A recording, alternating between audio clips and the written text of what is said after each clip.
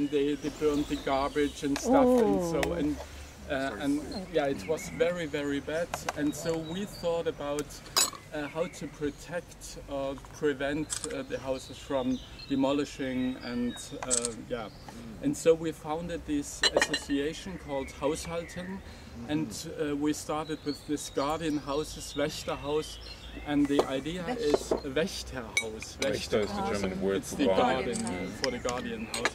And so the idea was to use the emptiness for artists, for associations. They can use it for free, and we as the organization, we rent the house for free from the owner for about a period of 5 to 7 years, and we give the room further to the tenants who are artists, for instance, and they get it for free, but they have to improve the houses to yeah, to bring it in good conditions. And so yeah, it works very well. We have about 20 houses here in Leipzig like this, and yeah, and this idea goes to other cities now as well. And so we have about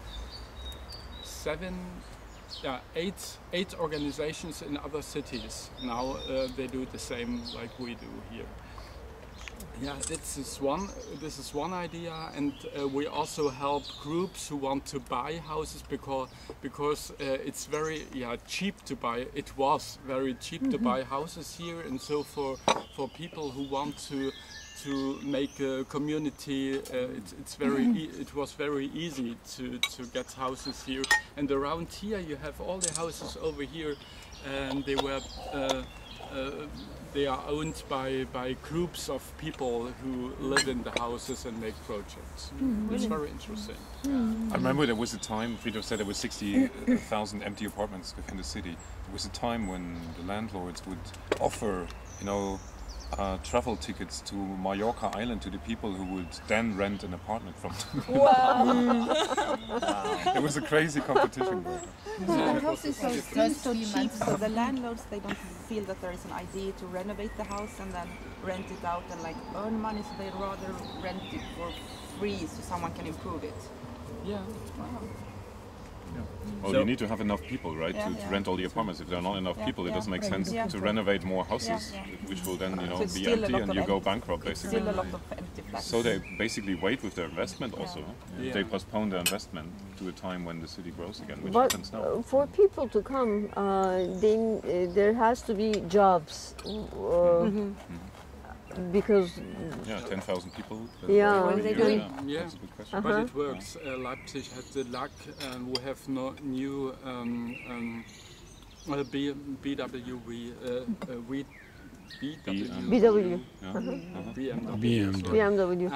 And we have new plants here, and so the unemployment rate went from 16 or 17% down to 9.9 now. We are under 10% now, so it's changing in the moment, but it's special here in Leipzig. And all the people who come here to Leipzig, they come from the countryside around Leipzig, and that's the problem for the small cities and the small towns around Leipzig, and they lose population. They lose population, and they lose the young people who can change the things in the towns. How about tourism activities? Is it an issue? Tourist activities here? Yeah. Yes. It's quite a market. Yes. A lot of tourists in Leipzig. I don't know how many there come every year, but it must be millions. Does houses still... It's now open. Yeah. We have 2.5 million tourists every year here in Leipzig now. It's increasing. Yeah. So, 2 questions on what you've already said, and I'd like to hear more. About the... So, in something like this, even if you have a bunch of artists who you know are usually very rich, the money for actually just the materials. I mean, it's one thing you say, you fix it up, but who's going to buy it? Who does the planning so that it's approved? I assume that you have to have a license to rebuild it may not be them doing it. Some of this work is professional. The second question, you said that there are groups buying houses. That means they're creating an association, and then the association owns the building? Yeah. Okay, so... First question... And the association, is there something unique about these associations compared to other German housing associations? Is something local special or the same? It depends. In our houses, the material for the fixing buys the owner, and the owner gives the material, and we, as the association Haushalten helps. We have architects, we have planners within the association, and we help to the people who want to fix the houses.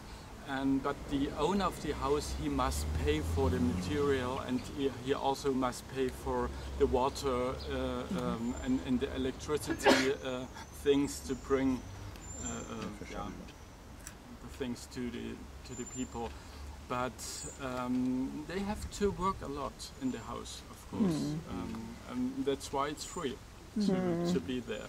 And does it happen, or I mean, they do what they are supposed to do, or is it like, okay, this is good enough, we don't put in so much work we in have this? our eye on it. Yeah.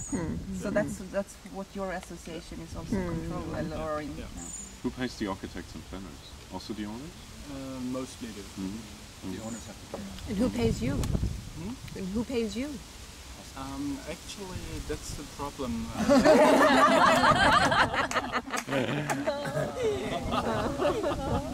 It's a lot of voluntary work. Yeah, but also we have some kind of help by the by the community, city authorities. They see that. Kind of urban development, what we do, and we bring the neighborhoods forward, and so they help us a bit. And the organizations they found for renting and buying the houses they have, kannst du vielleicht sagen, es sind sowohl Genossenschaften als auch It's collectives as well as associations. There are two different forms, basically two forms often used for collective purposes here in Germany. And the collective itself is supposed to run a business, or to buy a house, rent it out to its tenants or its members, while an association is supposed to have follow goals for the public good, rather than be economically very successful. This doesn't have to be actually shouldn't be the major aim of an association. So this is how they split up the meaning of these two associations. So but basically both things exist. Can you give an example of one that worked well and one that has not worked well? That is, there was good intentions of getting a house together, and one of these formats didn't work out, and why? They all worked. Congratulations! No, it's not. I don't know any case which not work. Sometimes you have problems with the owner in the buying process or whatever. But we have a lot of different kinds of possibilities to help them to bring. For instance, we have. A lot of German-wide organizations who help groups to find a way to buy a house, and so we are in a network of it. So like for financing and stuff, that's where they get support for. Bausparsachen, sowas, oder? Yeah, as well.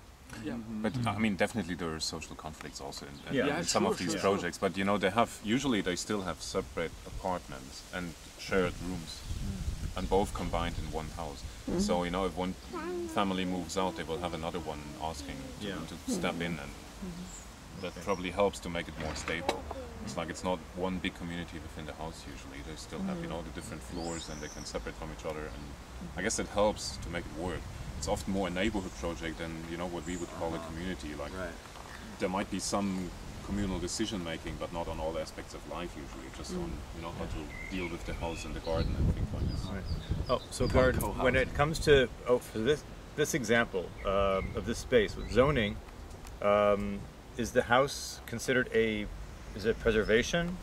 And then this garden, is it possible that after, I mean, this is successful, this neighborhood blooms, some developer comes in and says, great, and then rips everything out and puts a big apartment building here and takes away this garden. Is there any zoning protection for it? We have something, What is but it? it's special here, this house, this garden. It's nowhere you have such a garden like here. It was, when they built the house, it was in 1843. Here was a Tierarzt.